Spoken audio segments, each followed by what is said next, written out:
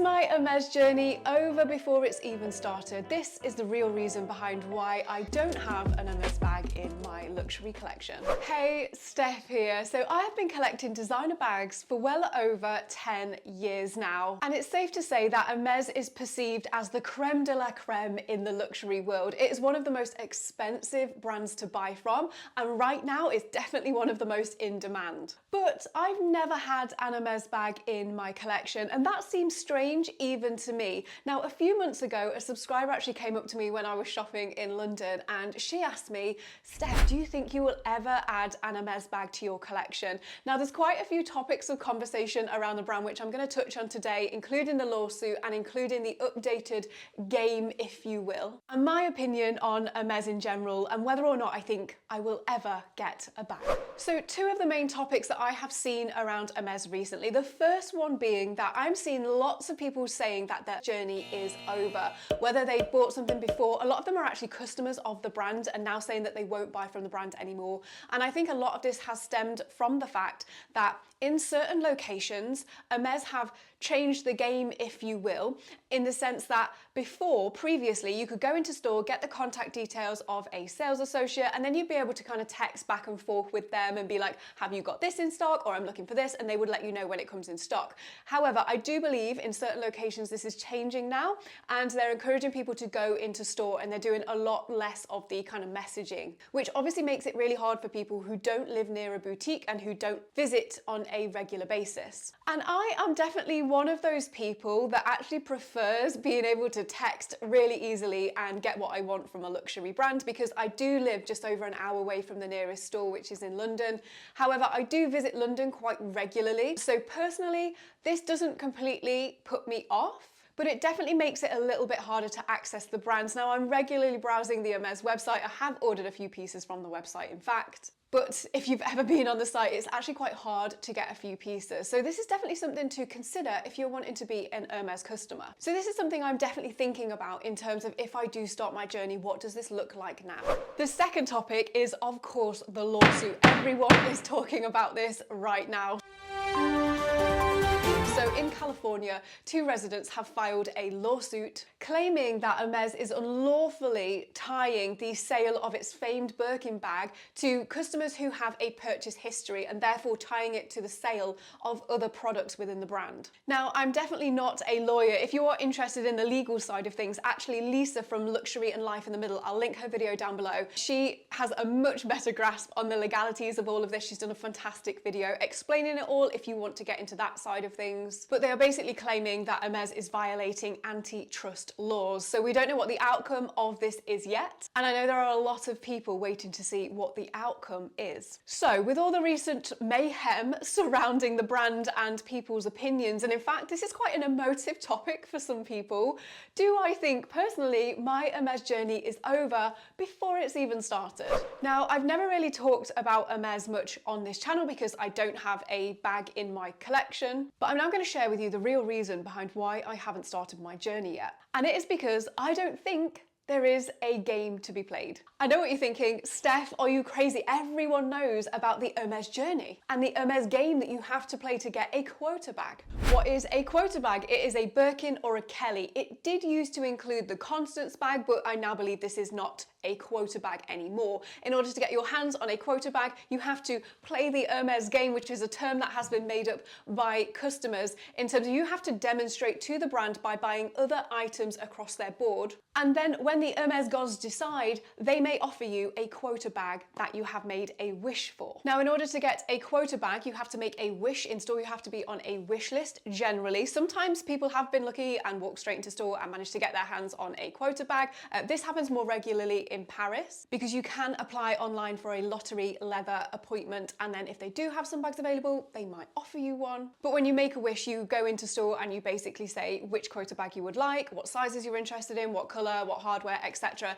And then this is it. I don't think anyone truly knows, apart from people that work at Hermes, what the system is from here on out, whether it is a pre-spend and that they only consider certain customers. However, I don't think that's true because there are many people here on YouTube, for example, who have Hermes bags who haven't had a huge pre-spend and have managed to get their hands on a quota. So I don't know whether it's more of a lottery system, as in if one has been made in that spec, it then kind of randomly is allocated to someone and they're contacted to see if they would like to buy it. Now, I think this entire situation is slightly blown out of proportion. I would say it's only in the last year, maybe 2 years, thanks to social media, that Hermes as a brand has completely blown up. I remember at the start of lockdown and throughout lockdown, actually, Hermes really wasn't as in demand as it is right now. A lot of people were looking for limited edition Louis Vuitton, and Chanel was a really big brand. But now that Chanel have kind of hiked their prices up to the point that they match Hermes bags, the perception is that Hermes bags are of higher quality, and therefore why would I buy a Chanel bag at this price when I can get an Hermes, which is seen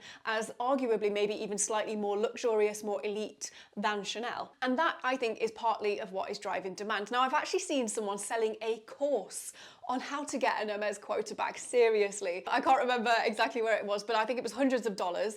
And this person claimed to basically tell you exactly what your sales associate at Hermes would want to hear so that you can land your dream bag. Like, seriously, a course? Now, I'm seeing a lot of frustration on the internet around this entire matter when it comes to quota bags. Some people saying that they will never buy from the brand. Some people saying that they can't believe a lawsuit hasn't been filed sooner. However, I have asked myself one really important question about this whole situation, which has led me to think that there isn't actually an Hermes game to be played at all, but in fact, it's just a really tough situation for a brand that is in such high demand right now. I'm an empath, okay? I'm trying to relate. And the question is, if I were Hermes and I had one black Birkin 30 bag, a super high in demand bag, and I had 100 customers lined up outside my store, and I knew that maybe 50% of them would take that bag and just go and sell it on, because you can make thousands, sometimes tens of thousands on a bag when you take it to resale. And let's face it, there isn't really anything else in the market that I know of you can make so much money from so easily. Like, how would I decide who to sell that bag to out of those 100 people? I, of course, would want to sell it to a customer that is going to treasure that piece, that they're not just going to give it to a reseller the next day and make a load of cash. And not only would I want that customer to treasure it, but I'd actually want them to be a customer of the brand going forward. So it's not just that one bag that they want,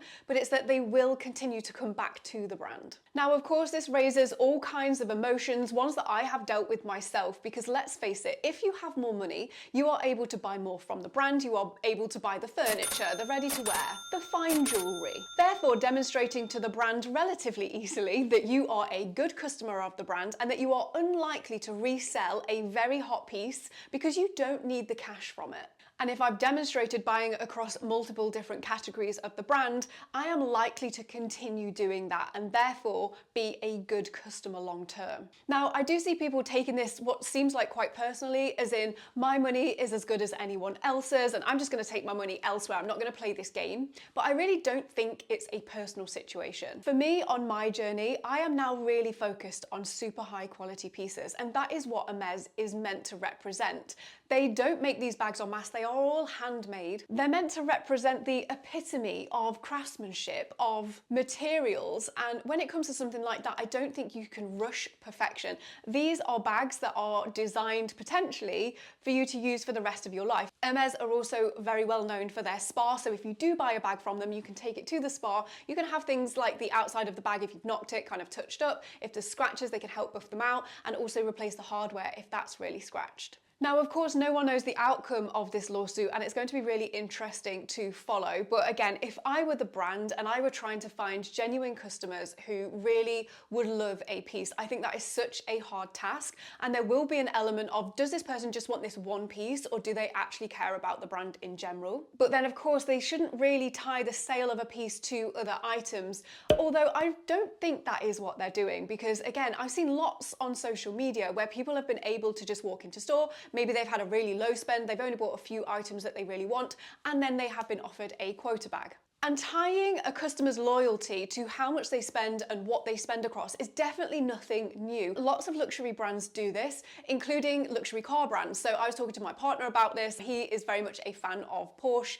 And when they release a very limited edition, like 10 of a certain car that you buy and you can sell for more the next day if you want to, a similar situation, maybe on a bigger scale, if you will, they will only offer those to customers who have spent so much money with them. And that is to reward their loyalty. It is probably because they know they have the cash to actually be able to purchase the item. And it does just build more of a relationship, as frustrating as that can be. If you don't have the cash, you may love the brand just as much, but how can you demonstrate it if you aren't able to go and buy all those items? Now, I've worked in digital marketing for over 10 years, and part of that is looking at e-commerce data. So one of the statistics we will look at is LTV, which stands for lifetime value of a customer. Now, you will piece data together. It might be online and in store. It's usually linked together via your email address. We have rewards cards for supermarkets, for example. This is kind of the same thing, but on a lower level. But once you've worked out the LTV of a customer, you can then start to segment them. So if they only buy in one category, it might be that you will target them with emails in that category.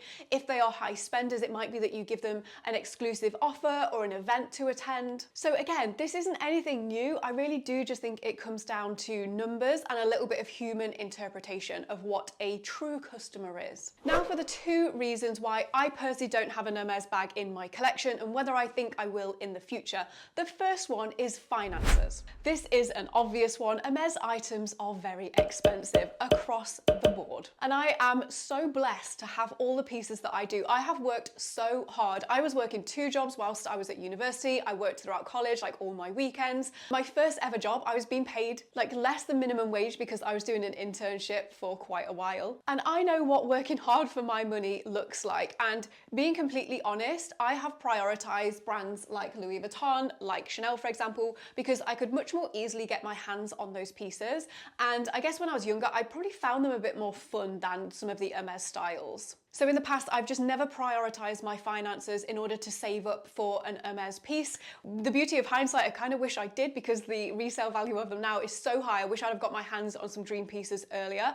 But I'm actually so in love with like some of my Louis Vuitton pieces, my Chanel, like these for me are collector's pieces. I know I will have a lot of them in my life for a very long time. So I just never prioritize Hermes bags in the past. The second reason is I am quite stubborn, and even though I don't think there is an Hermes game to be played as such, I'm definitely not the type of person to go and buy something for the sake of it to build a pre-spend. I will only ever buy what I love. Now, I have ordered a few Hermes pieces directly from their website, so I didn't go into store and build like a relationship with a sales associate. Maybe I should have done that, but they were in stock online, and I just decided to order them. So I got the day sneakers and I've also got the Hermes Kelly belt. Now, from having these 2 items, I can say I can really see the quality of Hermes. Like the day sneakers, like the trainers, I've never felt anything like it. Like just the way that they are made is so beautiful. And also the Kelly belt, like how you can adjust it, it really holds as well. And the hardware is actually plated with real gold. So having these 2 pieces has kind of helped me to see the quality of Hermes's products in general. And if anything, buying those 2 pieces has actually made me want to have an Hermes bag even more. I do think that like the sneakers and the belt, they are expensive, but because they're expensive but they're simple, they go with so many things and the quality is so high, I actually wear them a lot. And I'm all about quality over quantity. So the answer is no, I don't think my Hermes journey is over. I'm actually really excited after having my day sneakers and the Kelly belt to get more Hermes pieces, and especially a bag. And I'm generally quite good at things like delayed gratification. When it comes to really expensive purchases, I would generally think through on what exactly it is that I want for a few weeks, a few months, even longer if I can. And that's exactly where I'm at in terms of my Hermes journey now. I know I'm not gonna have a room full, a closet full of Hermes bags like Kylie Jenner. That is not my lifelong goal. That wouldn't bring me happiness. What would bring me happiness is having a few Hermes pieces that feel really special to me and that suit my style and what it is that I want to achieve from the brand. So I've spent quite a bit of time going into pre-love stores around London. I've often vlogged a lot of that, and I've been trying different sizes of Hermes bags,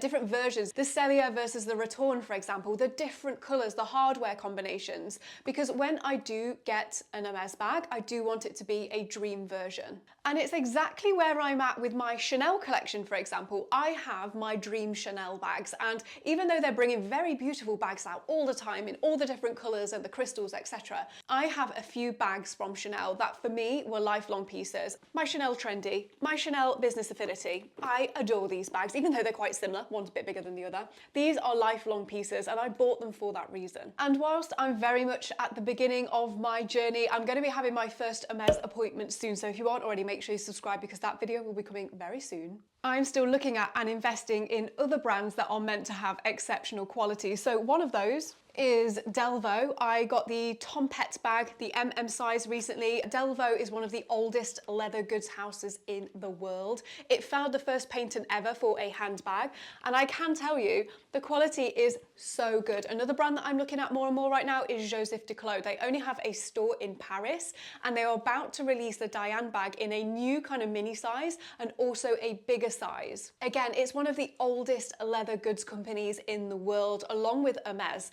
So whilst I am very much about to start and go on my Hermes journey and hopefully acquire a few dream pieces, I'm really enjoying also exploring other luxury brands that do have pieces that are more readily available but also have exceptional quality. So quite simply, I am not buying into the Hermes game. In fact, I'm just enjoying my luxury in general. Let me know what you think to this entire situation in the comments down below. Are you already an Hermes customer? Are you playing the game right now? Or are you just taking your money elsewhere? Now make sure you don't go anywhere because coming up next, I'm going to be sharing with you the 10 most wanted bags of 2024. The survey results are in, and the bag that most people want is even a surprise to me because it didn't make our list last year. Enjoy.